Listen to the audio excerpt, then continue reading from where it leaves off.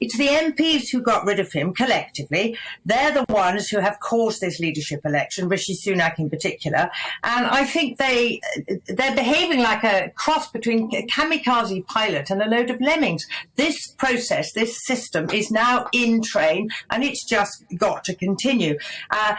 Boris has lost the support and the confidence of his MPs, and they're the ones. They made this unbelievably boring and uninspiring bed, and the grassroots members now, unfortunately, have to lie in it. So I think it's actually deeply irresponsible if any Tory MPs do get behind this, because it's just destabilising. The Tory party has shot itself in the foot anyway by not going for Kemi Badenoch. I mean, can things get any worse? Yes, if Boris suddenly tries to intervene. So, yes, I understand why people want it. Of course, it would make things huge fun for everybody else, but it's just not on.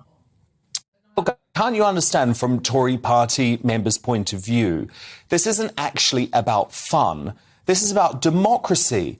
From their point of view, actually less than 3 years ago, they voted this guy in with a landslide majority to deliver Brexit. He delivered Brexit. And a lot of these members, like me, by the way, feel that there was a relentless MSM campaign led by the BBC, led by Sky News, led by ITV News to get Boris out. And they feel like democracy has been undermined here, Niall, and they want the party to give them a voice, to give them a say on Boris. And whether it's pie in the sky or not, can't you understand why they feel that way? Well, Dan, thanks very much for having me on the show today. And I think that, firstly, the removal of Boris Johnson as Prime Minister was wrong, and I oppose that. I think it was a bad decision. I do have a lot of sympathy for those, grassroots members of the Conservative Party who want to have a say here.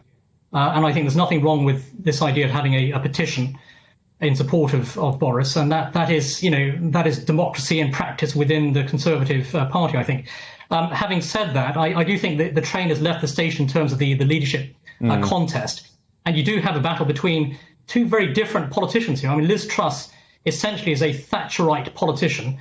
Rishi Sunak represents a sort of big government, high tax approach, very, very different from the policy prescriptions of Liz Truss here.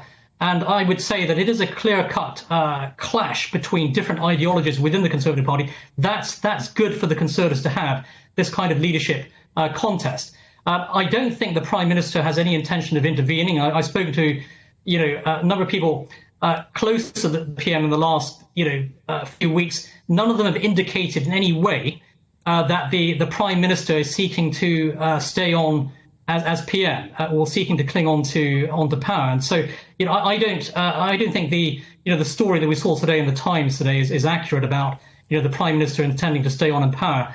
In fact, I think if Liz Truss becomes a Prime Minister, she will defend the legacy of Boris Johnson with regard to British leadership on Ukraine, with regard to Brexit. Brexit will be safe in her hands.